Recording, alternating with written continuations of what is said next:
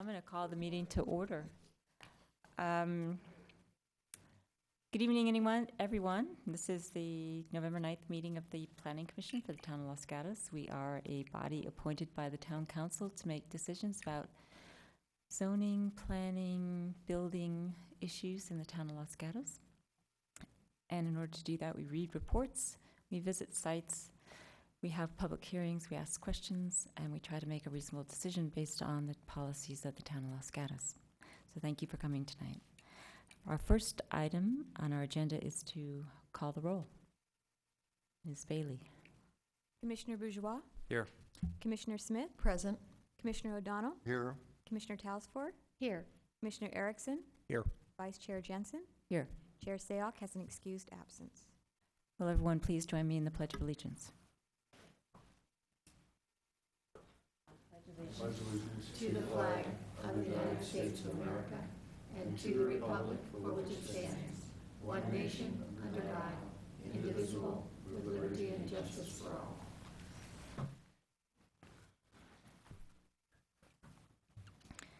The next item is written communications, and I don't believe we have any. Am I correct about that? Ms. Bailey, staff, anyone? That's correct. We have no requested continuances from our agenda tonight. I think we do have one subcommittee report. The members of the Planning Commission also serve on subcommittees involving land use issues in the town, in addition to being on the Planning Commission. So, Commissioner Bourgeois.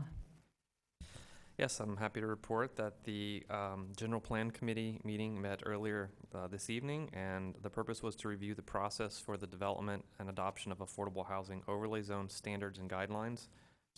As part of our recent general plan update, we adopted a new housing element which outlines the planning needed to accommodate the state-required affordable housing numbers, and so we've identified certain zones, and we're now developing development standards for those. So anyone interested in following that process, we're going to start kicking off the effort in earnest in January, so be on the lookout for General Plan Committee meetings in January and February. Thank you, Commissioner Bourgeois. We have only one item on our agenda tonight, and that is 283 Shannon Oaks Lane. It's an appeal, so we have a little bit of a different process than we would normally follow. We usually have the applicant appear in front of us and make a presentation, and then public comments, and then the applicant can come again. But since it's an appeal, we call the appellant first, who has 5 minutes to give us a presentation regarding issues that they think are appropriate. And then we'll call the applicant, who also has 5 minutes. Any member of the public as well may speak. But before we do that, we do have a time allotted on our agenda for anyone that would like to address the commission about something that is not on tonight's agenda. I've just told you what's on tonight's agenda. So if you'd like to talk about something other than Shannon Oaks Way, you may do so now. Okay. Seeing no one. Madam Chair? Yes, Ms. Smith. I would just like to state that while I was not on the commission during the original hearing, I have reviewed all of the background material, and I am prepared for this evening. Thank you, Commissioner Smith. Commissioner Bourgeois, it's been pointed out to me that though I wasn't there, there was a North 40 Advisory Committee meeting that happened on November 3rd. Would you give us a brief update on that? That is right. I forgot about that as well. I actually had to leave early for that meeting, but we met the North 40 Specific Plan Advisory Committee, it's a mouthful, is meeting to go over the development of a specific plan. It includes members of Council, Planning Commission, General Plan Committee, Community Services, and then specially appointed members of the community. And we started looking at the uses that would be appropriate to the site, as well as some of the height requirements for the site. And that process is ongoing, and there will be further meetings if you're interested in the North 40. Thank you. So we will move on to item 1 on our agenda. First, we will have a staff report, and I'm looking to the commission for anyone to give me a signal that they either have not read the staff report or they've not visited the site. I'm assuming everyone has. So given that, I would encourage Ms. Davis, if there's something that's not in our staff report that you'd like to add tonight, we would love to hear your report. I don't have any additional information other than I had a request from Commissioner Tallis for for some clarification on where the accessory building was proposed the first time around, and it may be a little bit difficult to see on that drawing. I put it in red. The hatched area is the structure location where it's currently proposed and approved, and in front of that, it's outlined with an X through it, is the location that was approved prior to that. So in the August 9th approval is that front, a little further forward on the site, and the September 13th approval is further back. It's about a 15-foot difference. The side setback is identical. Commissioner Talsfor, is that sufficient to illustrate your question?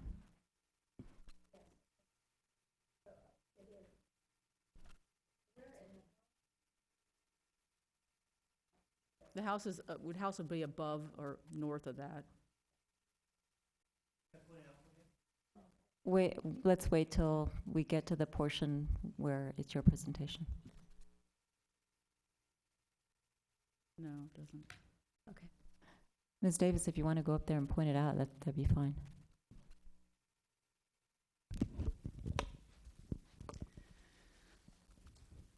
This is the location of the structure that was proposed at the first DRC meeting. This is the location of the structure that was approved at the second DRC meeting. The house is right here. So it's, this is the side yard of the property. Thank you very much. Yes. I'll let Ms. Davis take her seat, and while she's doing that, does anyone else have any questions for her? Commissioner Bourgeois. Yeah, I noticed the replacement trees for the 3 oak trees that would be coming out. It just says replacement box oak trees. And I know in the original planning for the whole development, a lot of thought and care went into the landscaping plan for this area. I just want to make sure that those indeed would be the same species that are being, because it's not specified, it just says oak trees. I want to make sure they're the same species that are being taken out. Yeah, we can ensure that they're the same species. I think most of the oaks that went in were Coast Live oak. Coast Live, yeah. Other questions? And I've noticed in looking at my agenda, I'm sorry, I'm kind of creaky at running these meetings, that we do need to approve our minutes from October 26th, but remind me if I don't do that when we're done with this. So, other questions of Ms. Davis? Okay, thank you. The procedure I explained we're going to follow. Normally, what I'm going to ask you to do is there's little yellow cards, which you can either get from Ms. Rowlett, or you can get on the back of the benches, which you fill out with your name and address so that we can put in the record who has spoken to us, so we can get your name right and record that correctly. So those of you that are planning to speak, if you would please obtain one of those cards, and before you leave tonight, fill it out and give it to Ms. Davis, Ms. Bailey, or our secretary. They should be on the back of the benches. They're yellow, buff-colored cards. So whoever will be representing the appellant and whatever representatives that appellant has brought with him or her, you have a cumulative 5 minutes to address the Planning Commission now, if you care to do so. If you don't care to do so, I won't call the appellant up. Is there an appellant here? Okay, all right. You can fill that out when you're done. Just give us your name and address. You have to go up there and tell us. And then hand in the card when you're done.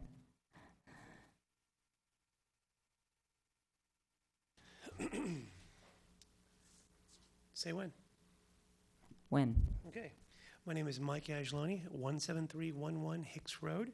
I currently live on adjacent to the property. I was here for the 5 years as we worked out this PUD, and we were very clear that no accessory structures. And all the trees that are there now have been planted during the construction, so there's no native trees in the entire area where this proposed structure was. We had one of our corner lots request they build a small accessory structure behind their house where no one can see it. So we all agreed in the neighborhood, because no one can see this small art little studio, whatever they built there. I still haven't seen it, but it changed the whole rules of this place. So now when I went to appeal this project, they say, oh, it passes all the rules. Rules that Suzanne Davis and the entire staff were very firm not to build accessory structures, nor ever build anything outside of this inner yard area, keeping everything natural. There were also size restraints on the entire average square footage of all the houses, and that was engineered, and they went right up to the limit. There was also garage square footage restrictions. 3-car garage, not a real big one, and that was done, and these were all conditions to approve the entire project. Now you guys are coming around and just throwing everything right out the door because one guy had a real good excuse and approval to build one item. So now he wants to build this monstrosity here. They wanted it way back here, and I don't want to be a bad neighbor. I said, let me show you the view real quick of it. He wanted to put it, here's my view of the property, and here's the concern. As you can see, I have a nice view of the mountains. This is the view from my kitchen, and I can see everything. They want to put it this big 14.5-foot structure, and this should be right up exactly how the wood structure now that you already saw shows. As you can see, it blocks a lot of the view. But I didn't want to be a bad neighbor. I said, just move it to the right so I don't have to see it. Well, I'm going to always see it, but at least I get more of my view. The contractor that was there said, no problem. And they, even though I, didn't want the whole structure at all, I was just all improvised. And they said they would move it up to the driveway so he couldn't park his motorhome here. And so that would give it out of the area. It was right up the driveway. And I said, good compromise, we're fine. And they approved it to here. And then they came back later and they said they don't want it there. They'll move it a little bit over. And that's truly unacceptable. So protect me, protect your words, protect the 5 years of hell we went through. There's nothing more to say. I don't want the project at all, actually, but I will compromise and put it up against there because I know that motorhome's going to go there, and I know it's going to block my view. And imagine waking up in the morning and seeing that when you're having your coffee. This big monstrosity that you guys promised would never, ever happen. And here it is happening right here. Thanks, Los Gatos. Deny this application. Let me see if there's any questions for you. Commissioner O'Donnell. I was out there yesterday, I guess, so I want to get myself zeroed in right. No problem identifying the property because they had a story pulled. Yes. But on Hicks, and as you go around the corner of Hicks to Shannon, there's a large water tank. That's my tank. Okay, and there's a pool house. Correct. So Pool house. The pool house, you mean the gazebo look like in front of it to block the so view of the there's tank. a building right by your pool, and there's a fairly large water tank, right? Yes, that was by code. I had to do it. It's been there 15 years, long before the project, and it was under county. What's the height of the water tank? No idea. It's more than 20 feet, isn't it? I would imagine 21 feet. Okay, thank you. Sure. Other questions? Thank you, sir. You'll have a chance to come back. Is the applicant or his representative present? And you can hand that in here. And you and or whoever else you brought to speak has a cumulative 5 minutes now. Good evening. My name is Joel Heimlich, 283 Shannon Oaks Lane. I appreciate the opportunity to come in and talk to the Planning Commission. I don't want to waste your time going back through and rehashing what the appeal says. So I'd like to take the opportunity. I'm happy that everyone is out there, but I'd like to also take the opportunity, if I may, to show you a little bit more.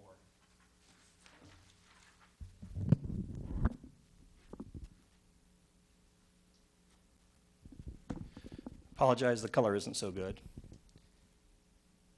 So this is the satellite view from Google, nothing I've made up.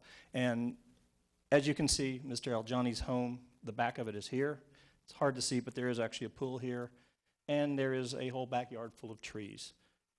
The picture that Mr. Aljani showed where I was blocking his view, from my perspective, unless he used a zoom lens, was taken somewhere in this neighborhood here. I'm going to say 20 or 30 feet from the solar. Now, if he used a zoom lens and went between these two trees, he's certainly welcome to do that. But the reality of it is, his house is back here. This is his kitchen. So, first thing I want to point out, the reason he doesn't have trees here is he has solar. I understand that completely. And as any good neighbor does, I have solar over here also. I'd like to take the opportunity to move over here and show you, if I may, and it'll take just a second for it to come in focus. This is Hicks Road right down here. This is Mr. Aljani's property here, and as you can see, there is the hills, the view that he is stating that I'm blocking. In matter of fact, I'm not blocking any of that hill at all. There's a hill to the right. So if we scroll over here, he's saying I'm going to block this hill over here. Now, if we take and we zoom in and we back up a little bit, this is my house right here. So for those of you who are out there, you saw the story poles, and you could see that the story poles in relation to the tall tree that the arborist has said, you know, if we all possible, we should save. It's minute compared to the tree. To take it one step further, if I may, I'll take you around to the backside of my property. And again, we're up on Mountain Laurel. This is the view into Mr. Aljani's backyard. And if you zoom in the middle of his house, he has a whole oasis of non-native trees. Specifically, he's got palm trees. Fine, no problem with that. However, that's view where we're standing right here is looking straight out, slight angle, I apologize, slight angle, but that's the primary view that he has. The view he's trying to depict to you, as you've seen when you were out there, is one where it's to the right, and it's a very minuscule amount of hill we would view, or we would block. So, again, I'm just trying to bring some perspective from the top down, because I appreciate you guys going out there. But if you move around, first of all, I live in the Shannon Valley Ranch, and the Shannon Valley Ranch it's an HOA, not allowed to have motorhomes. So wherever this is coming from, I can't tell you, but we're not allowed to have them, so there won't be a motorhome there. Secondly, again, the proposed location snuggles up against this fence line, and we're actually, in our drawings, we've proposed to open the fence up, dive it in some more, so that we could have a little bit of space to the side of the structure. So, I'm happy to answer any questions, elaborate on any point that you may have. Okay, thank you, sir. Are there questions? Commissioner Talsfor. Can you please explain to us what you meant by to snuggle up the building? Sure. And also, my second question, I'll just tap it on here, Sure. you can roll it in, is you were planning on planting 3 new trees? Yeah. Can you show Sure. us specifically where those will be planted? Absolutely. At 36-inch box, correct? Yeah, what we did was we actually contacted a company that's going to come out, and they're going to use a 90-inch spade, and they're going to remove the existing ones so we don't, waste them, and we're going to replant them. We would replant them somewhere back in this area. You can see, to answer your first question, this is the fence line, and originally we did have it back here, and then we decided, well, we need to move it forward approximately 15 feet. So we tucked it all the way up here, and unfortunately this scale doesn't work for you, but this is probably about 2 feet right now. So we're going to take, and it's on your, it is on your plans. If you actually look at sheet A1.0, and I can put it up here if you'd like me to.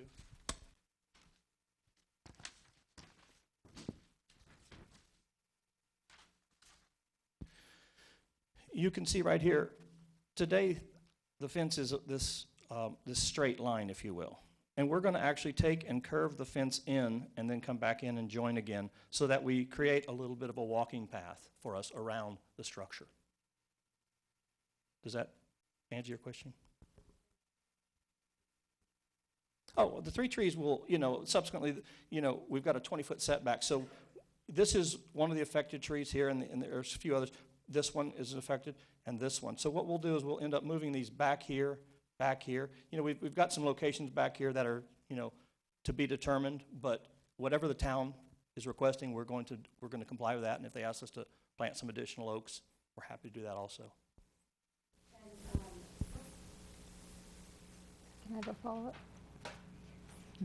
I'm the only one asking questions here tonight, huh?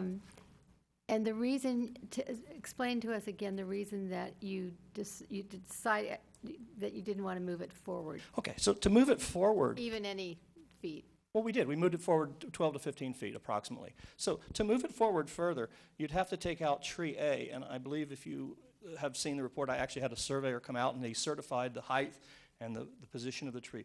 To move it forward, we would have to take the fence down, take this established hedge down, and then encroach upon this tree, be well within the drip line. I believe that, you know, in my letter to you, the DRC's findings were pretty clear on that. To get it forward, we would actually have to get into the setback approximately 10 to 11 feet. That would leave the setback at 10 feet. It's not big enough. Thank you. Other questions for Mr. Heimlich? Thank you very much. So normally what I would do is I would look here and I would see yellow cards for people that wanted to speak on this item, but I don't have any. Is there anyone aside? I will call you back, Mr. Aljani. You can just hand it over here.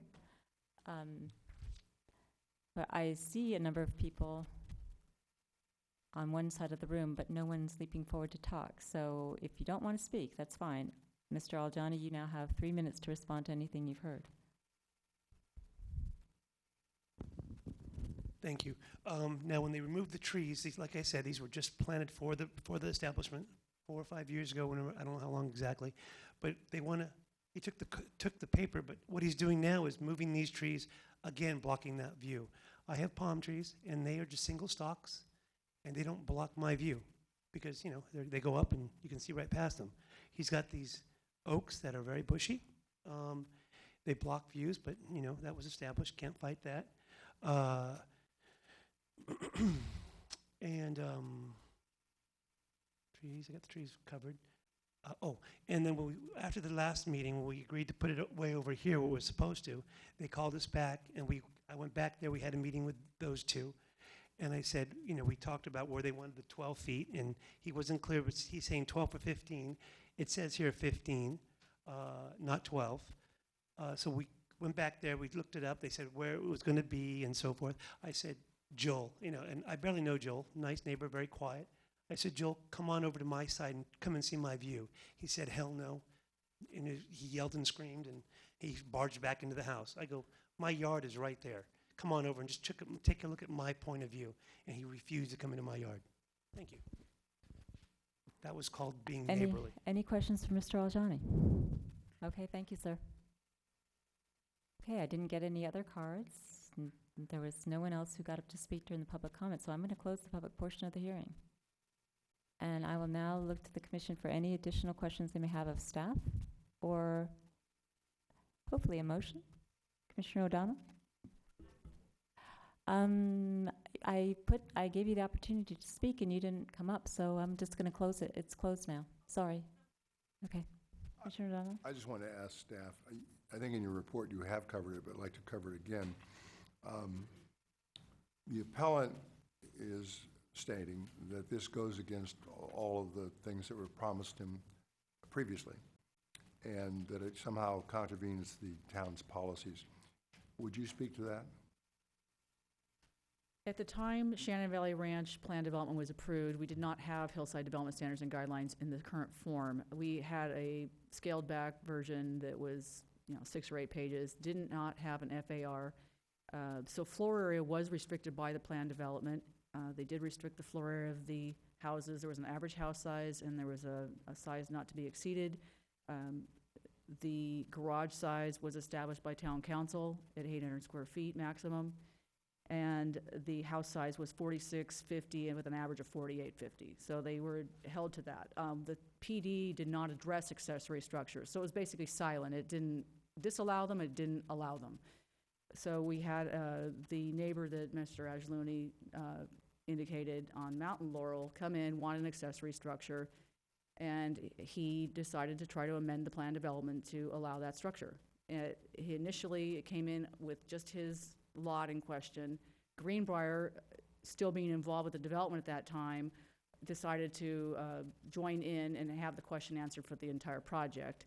So it went through a public hearing process, went through the planning commission, and went on to town council. Town council approved a plan development amendment that specifically allowed accessory structures pursuant to the hillside development standards and guidelines that had been adopted in January of 2004.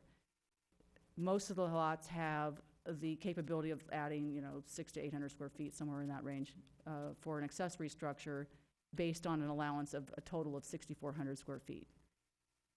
So the applicant has come in there under that provision to add this 960 square foot structure, and they would not exceed 6,400 square feet total for the site. So it is in compliance with the hillside development standards and guidelines. And I was not at the first DRC hearing when they negotiated, so I can't speak to that directly. My understanding is that Mr. Angeloni expressed some concern. They had a discussion. Homeowner was not actually at that particular meeting, but they thought the contractor or the builder thought he could move the structure forward. And so it was approved in that manner.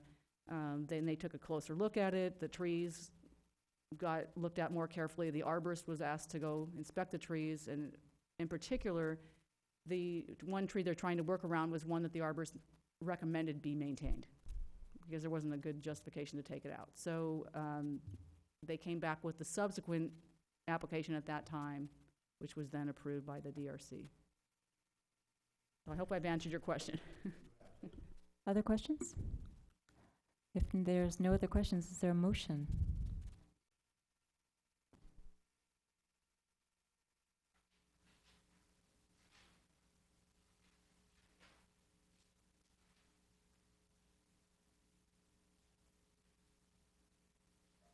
Mr. Bourgeois. All right, I'm going to follow the staff recommendation, and I'm going to deny the appeal and uphold the decision of the DRC. Given the history of the project and the fact that we have direction from council that the PD has been amended to allow accessory structures based on the hillside standards and guidelines, everything seems to be in compliance that way. They seem to be mitigating for the tree impacts appropriately. So I'm going to move that the proposed project is categorically exempt pursuant to section 15301 of CEQA, that the proposed project is consistent with the approved PD based on that evidence, and I can make the required considerations as required by section 292150 of the town code for granting approval of an architecture and site application. I make the determination that the project is in compliance with the hillside development standards and guidelines, and therefore approve the architecture and site application S-11-057, subject to the attached conditions, which are in Exhibit 3 of our packet, and the development plans, which are Exhibit 10. Thank you, Commissioner Bourgeois. Is there a second? Commissioner Erickson? I'll second the motion. Okay, we have a motion on the table to deny the appeal and approve the project as proposed. All in favor? Aye. Aye. Opposed? None. So the motion passes 6-0. And there are appeal rights, correct? Yes, this decision is appealable to the town council. The appeal must be filed within 10 days. There is a fee for filing an appeal, and the appeal forms are located upstairs in the town clerk's office. Okay, thank you. And before I forget, let's consider our minutes of October 26th, from our meeting of October 26th. Is there a motion regarding the minutes? Commissioner Bourgeois? I will move to approve the minutes of October 26, 2011 as submitted. Is there a second? Commissioner Talsfor? Second that. All in favor? Aye. Aye. Passes unanimously. Is there a report? Yes, I'd like to update what happened at the town council last Monday. There was 2 items on that agenda that was before the Planning Commission. One was the terraces at 800 Blossom Hill Road. That project, the plan development amendment was approved. And the other one was the Gateway project at 15400 Los Gatos Boulevard. That amendment for the plan development was also approved with the, I'll read what the use was, the final use that was permitted. The first floor shall contain a minimum of 8,500 square feet of retail or restaurant space in the single leg fronting on Los Gatos Boulevard, unless a single tenant user occupies the entire building. But they did say that your action was correct and that it was a town policy manner. And then my last thing is just a reminder about the boards and commission meeting, which is November 28th. It starts at 6 p.m. I believe now they're looking at having it at the Police Operations Building, so just check your agenda to make sure where the meeting's going to be. Thank you, Ms. Bailey. Are there any commission matters? And I believe, do we have a motion to adjourn? Commissioner Townsville, I move to adjourn tonight's meeting. do we need that? I guess. All in favor? Aye. We're adjourned. Did we